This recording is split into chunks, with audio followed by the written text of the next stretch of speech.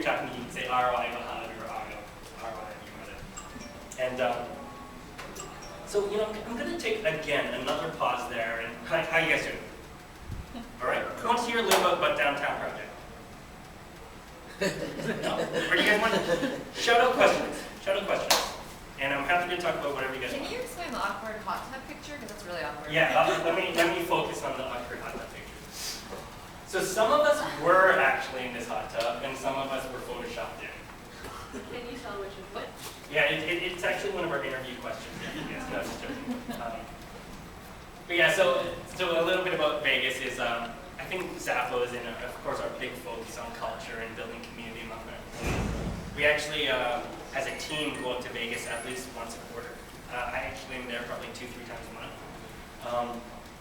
And there's just in one of the places we stay, there's a hot tub. So we're a pretty close team. We just hot tub together. It's cool. Can I ask what the relationship between Zappos and Amazon is? A couple of years after the acquisition now? Yeah, I talked a little bit about that, but I'm definitely happy to hit it. I think in some ways we look to them, if they do something amazingly, we should try and leverage it. But they don't really force a lot down our throats. I'm sure there's some, and again, I'm not privy to every conversation, so I can't say I know everything about that relationship. But I would say, for example, when we were looking to build a third warehouse in Kentucky, we're like, we are pretty good at running warehouses, but you know who's amazing at running warehouses? Amazon. So let's let them open up our third warehouse. And that was kind of a process of we just switched our warehouse operations. They're amazing at fulfillment. But our website tech stack is mostly all Zappos still. We're not in their infrastructure. So and then I think the biggest difference is pre-Amazon acquisition, like a lot of companies, we had a board of directors, which was a lot of folks from Sequoia. That was one of our big investors. So if anyone has to report to a board, that kind of stress about putting that deck together to present to your board.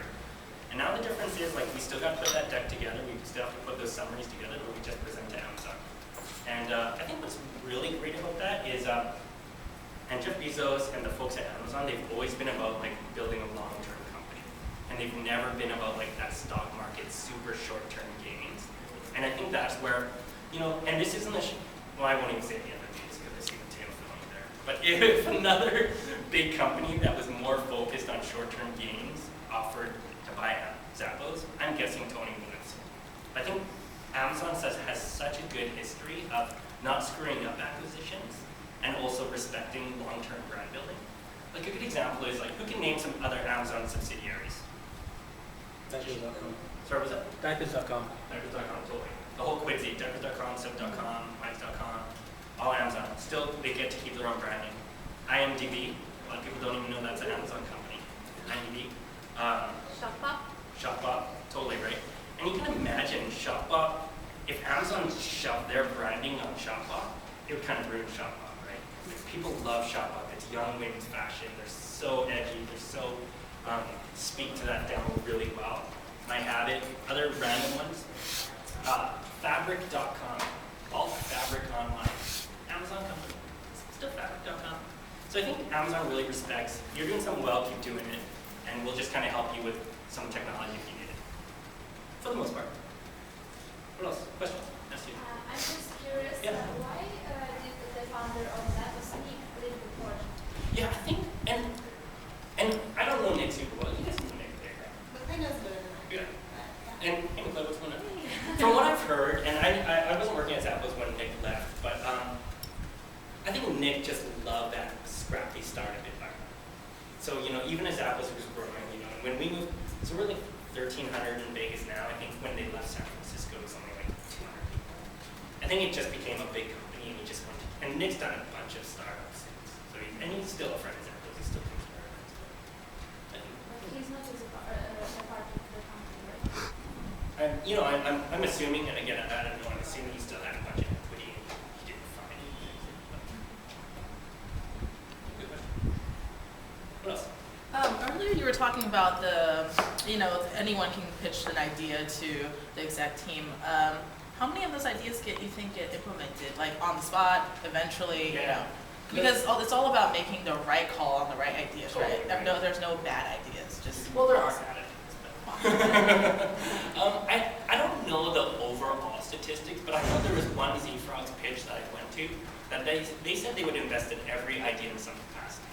not exactly how it was pitched, but at least said, great idea. We're gonna carve off some of this product manager's time to see if we can kind of actually bring that to life. So it wasn't like it's guaranteed. For example, I think the ride shop idea, it wasn't like guaranteed we're going to launch this amazing skate park demographic shopping experience, but it's like we're going to pair you up with a product manager and see if you guys can make it happen.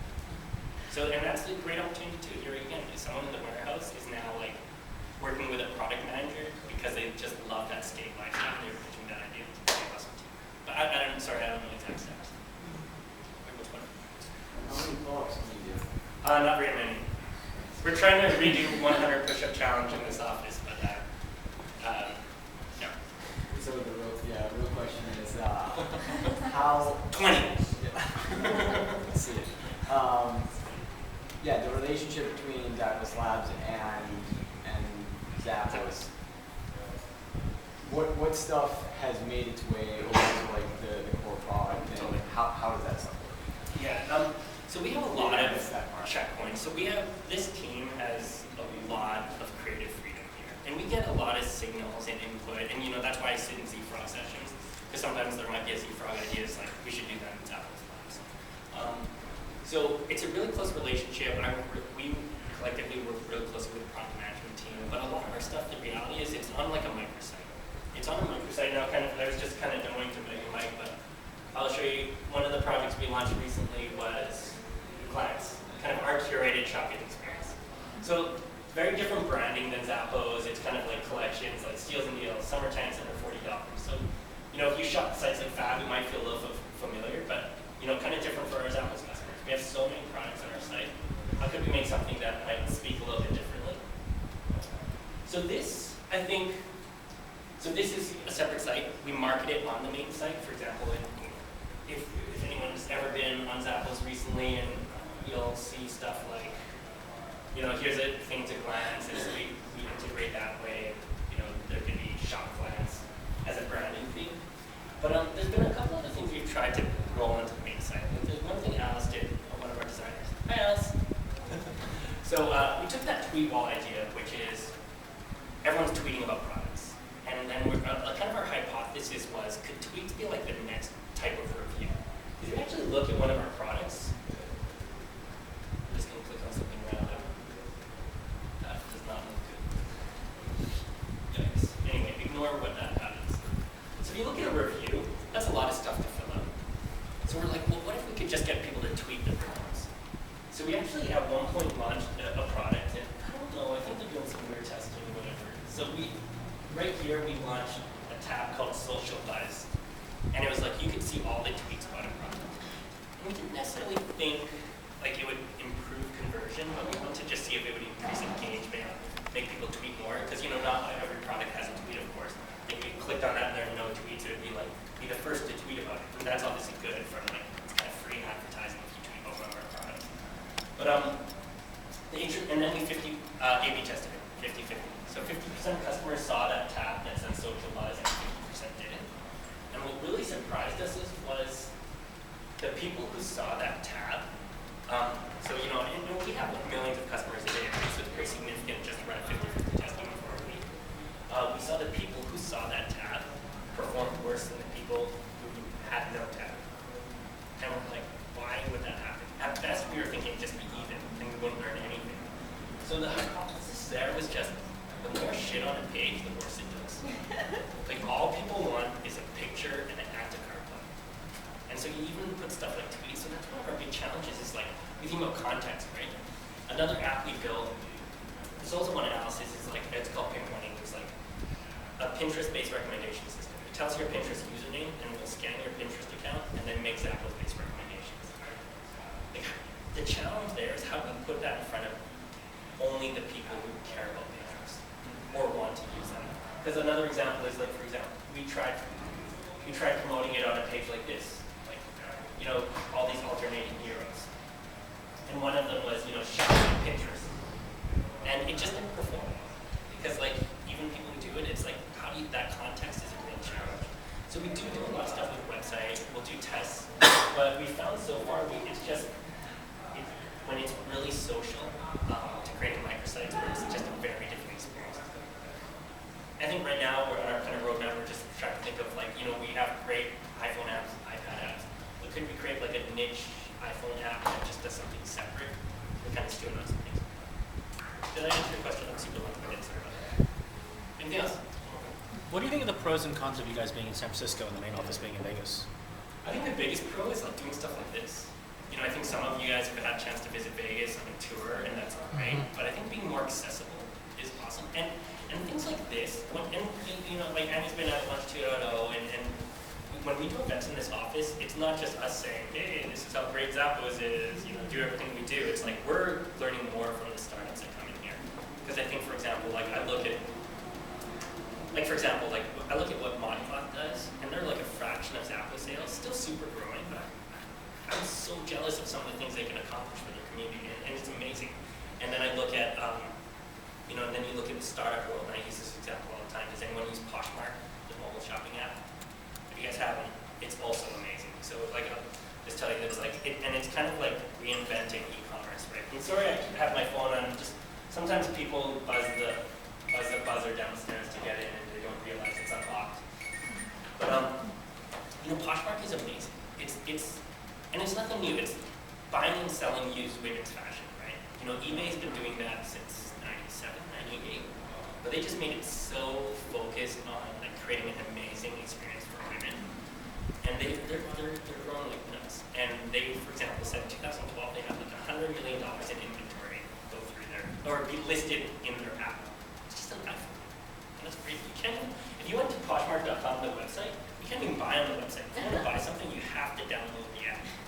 And I don't know how many actual sales they do, but so we get inspiration from those startups, right? So we're man, I just look at I'll throw a couple other examples in. I'm going to totally caveat it because we're investors, and Vegas Tech Fund's investors in some of these companies, but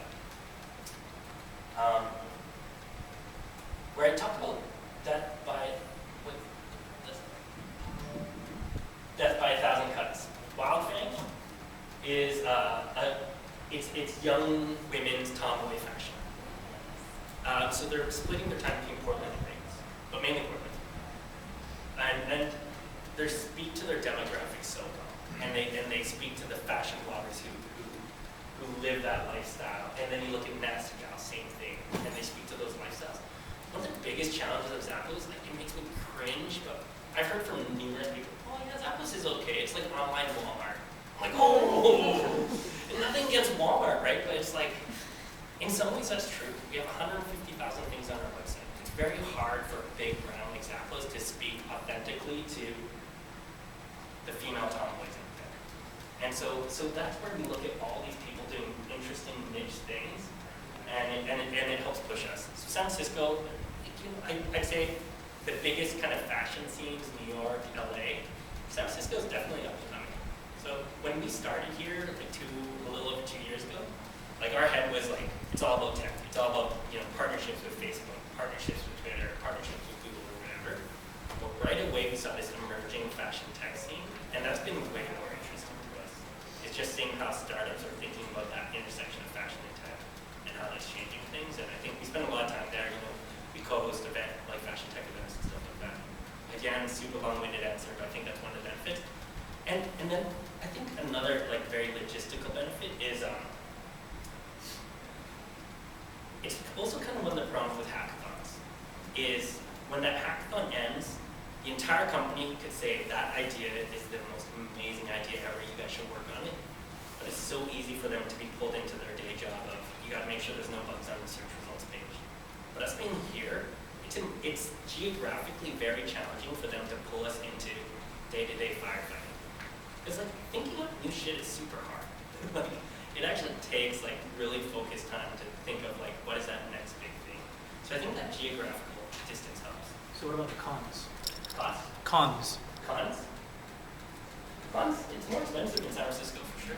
Vegas is pretty cheap. And then I'd say it's a pro and con to travel. Some people like traveling more than others. I love Vegas. It's kind of fun. And then some of the cons is just we do a lot of WebEx meetings, and that's not horrible, but in person's always better. When we do when we meet up, for example, with Carrie and I were just in Vegas yesterday, and we just did a sense to do that in Vegas. I mean, I think it's weird to me that, one of the big things that I get out of reading your book is how much commitment you guys put towards your customer service. Yep. And, you talk about the website the business that you really admire, like Wildfang, Nasty Girl, ModCloth. They all have this huge community component. Yeah. And yet when it comes to Zappos, it's not tangible that what you do in the community. Yeah. I mean, with you guys being here, if that's what's inspiring you, what are you doing for that? And what are hackathons solutions gearing towards? Is it towards technology, or is it towards like the stuff that you guys admire so much? Yeah, and I think it's interesting because like we definitely one of our goals in the Zappos Labs team is like how do we build community among our customers? Because we're also very lucky. Like if I search, and I'll just risk it, and sometimes this turns up and totally blows up in my face. But let's see what happens when people are talking about Zappos. I don't know, maybe the internet died. Sorry, but we have a community of customers who love Zappos for our service, but they don't connect with each other, right? Like the Nasty Gal customers, they connect with each other. The ModCloth customers connect with each other. And that's tough when, again, I'll use that analogy, if people view us as the Walmart of online shopping. It's like, why would you want to connect with another Zappos customer other than, hey, did you get next day shipping? All right. Right. So I think that's one of our challenges. So we try and build it. So I think through our products like Glance, which is like more curated, speaks to a younger demographic, can we get like the Glance customers to kind of rally around a specific product that we offer?